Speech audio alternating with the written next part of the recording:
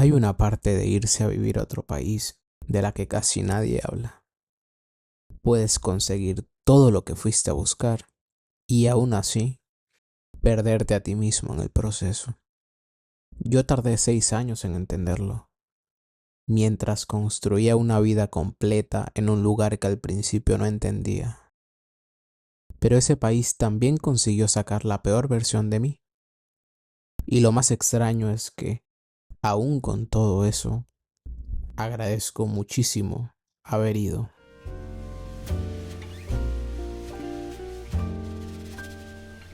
Once in a while I dream. Once in a while I think of you. I reminisce on days gone by when you and I were new. Cuando apareció la oportunidad de irme al otro lado del mundo, en realidad lo que más sentí era miedo. No solo porque iba a estar lejos de casa, de la familia, sino porque, claro, iba a empezar de cero, con un idioma del cual me iba a tocar aprender, que es muy, muy difícil, y sacar la universidad adelante en ese mismo idioma. Entonces, cuando les conté a mis padres que había decidido irme, pues no todos en la familia estaban de acuerdo. Algunos pensaban que todavía era muy joven, o que el país donde había decidido irme estaba demasiado lejos y que no iba a ser capaz de regresar con el objetivo cumplido. En la familia de mi papá hay como una idea, un pensamiento muy arraigado, y es que si tú no estudias, no eres nadie en la vida. Entonces, creo que sin darme cuenta convertí eso como en una obligación. Demostrarme a mí y a los demás que sí podía, que podía hacerlo. Por suerte, es verdad que mi familia más cercana siempre me apoyó desde el día 1. Siempre estuvieron ahí y no permitieron que me falte nada. Así que sin ellos probablemente esta historia ni existiría. Tengo una anécdota muy buena, es muy buena. Yo tenía más o menos unas 2 semanas de haber llegado. Y bueno, uno iba conociendo gente. Ellos ya tenían un poco más de tiempo. Entonces la noche anterior a yo empezar clases, a estudiar el idioma, bueno, estos compañeros me estuvieron diciendo 3, 4 frases como se dice hola, me llamo Juan, gracias, bien, ese tipo de cosas, lo más básico. Pues ellos me han dicho que a los profesores les gusta que uno tome esa iniciativa y desde el primer momento responda o intente al menos. Entonces, bueno, llega el día siguiente, la profesora, yo estaba sentado en la parte de adelante, llega la profesora y bueno, me queda mirando a mí, yo también le quedo mirando a ella y me dice hola, ¿cómo te llamas? Lo más básico del mundo. Y yo, claro, como había estudiado el día anterior, vengo y le respondo, estoy bien. Y claro, obviamente ella sabía que pues, nosotros no manejábamos el idioma, recién estábamos empezando, entonces bueno, se empezó a reír. Pero claro, lo dije con tal seguridad que literalmente mis compañeros, todos me quedaron mirando como, uy, parece que ha venido estudiando desde su casa el idioma. O sea, como que, uy, ya lo entiende, cuando en realidad no, había quedado mal totalmente.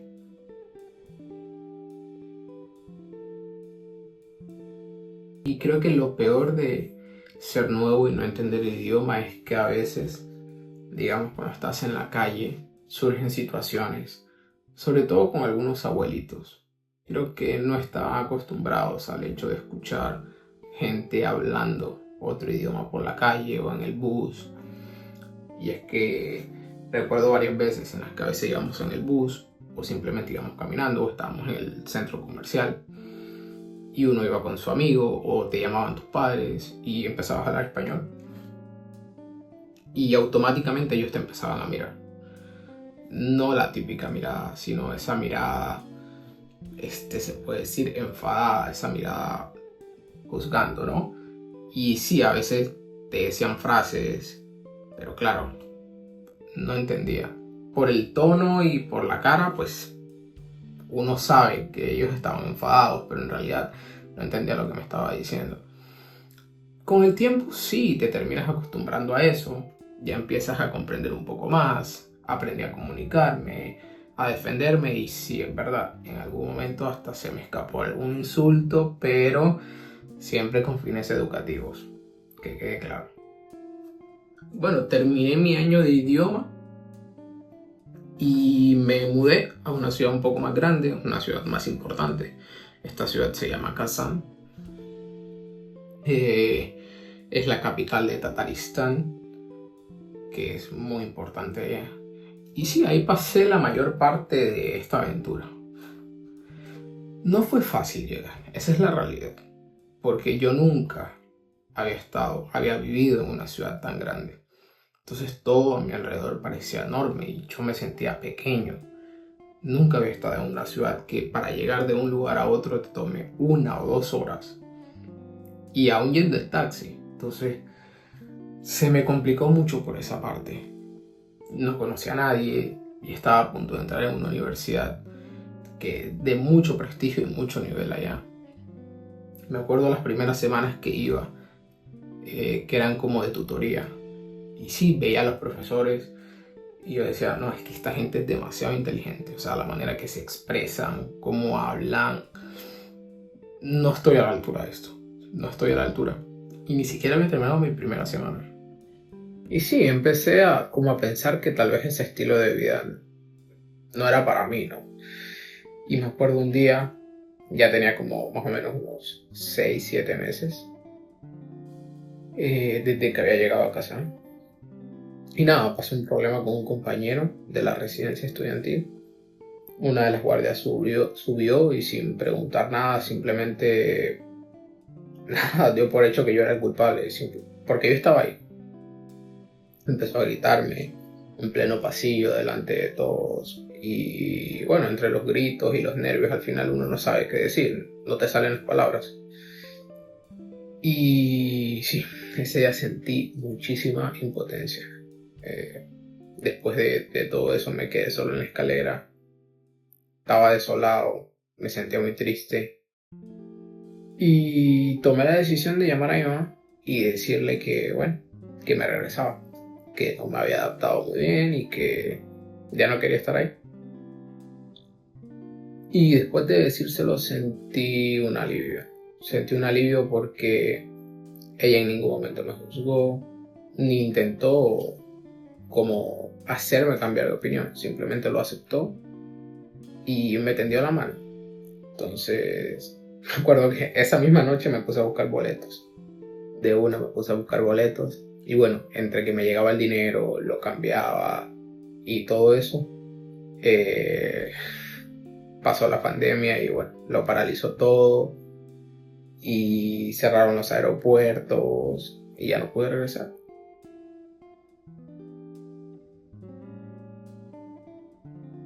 Me sentía atrapado, seguía lejos de mi familia, una ciudad donde no conocía a nadie, donde no quería estar y tenía por delante una vida para la que no me sentía preparado en lo absoluto. Pero bueno, no me quedaba más opción. La verdad es que la única opción que tenía era seguir adelante y eso hice.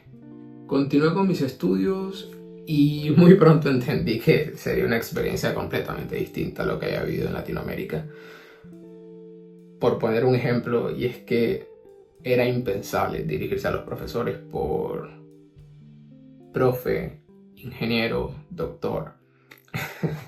Había que llamarlo sí o sí por su nombre y su patronímico. Si no lo hacías de esa manera, era una gran falta de respeto. Entonces, claro, imagínate yo. No quería estar ahí. No entendía nada. No hablaba nada. Y de paso, si quería preguntarle algo al profesor, tenía que decirle por su nombre. Y, claro, los nombres y los patronímicos de ellos son muy difíciles. Entonces tú intentabas como... buenos días, Nikolai Alexandrovich. Y claro, los demás te miran como, ¿y qué le ha pasado, no? Entonces, sí, las primeras veces, con todas mis fuerzas, yo intentaba no tener que ponerme en esas situaciones. pero era parte del estudio, era parte del proceso. La verdad es que poco a poco fui encontrando mi lugar. Avancé en la carrera, hice amigos y después de algunos años también conseguí a mi pareja. Sé que estás viendo esto, así que te envío un beso enorme. Y sí, mientras construía esa vida también iba descubriendo el país. Y es que Rusia no es solo frío y abuelitos enfadados.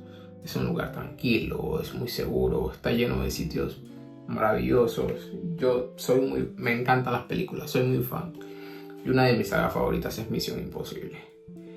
Y me acuerdo una escena en la que vuelan el Kremlin y no, estar ahí en la Plaza Roja es un sentimiento maravilloso.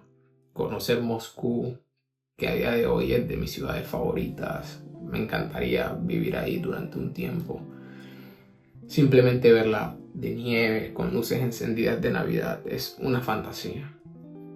Aunque desde fuera todo parecía ir bien, las cosas iban saliendo bien, estaba consiguiendo aquello que en algún momento algunos, y yo mismo no lo veía, pensaba que no iba a pasar. Pero sí es verdad que igual vivir lejos tiene sus sacrificios. Y una de las cosas que más difíciles se me hizo fue ver las reuniones familiares o la cena con amigos por teléfono, por fotos, videos. Fue de lo más duro para mí en ese momento. Entonces, sí, es verdad que con el tiempo, entre ausencias y las rutinas, pues te vas desgastando poco a poco, ¿sí? Igual seguí en la universidad y seguía sintiendo esa necesidad de tengo que demostrarme a mí, tengo que demostrar a los demás que yo puedo. Entonces, cada clase, cada examen, cada dificultad, yo la veía como una prueba y no podía fallar. Entonces, si recibía una buena nota o me salía algo bien, a veces no lo disfrutaba. Era como, no me ponía orgulloso de mí. Simplemente es como que, ok, bien, ¿qué más hay que hacer? Vamos a lo siguiente. Y eso me llevó a un problema, y es que de lunes a viernes me exigía demasiado.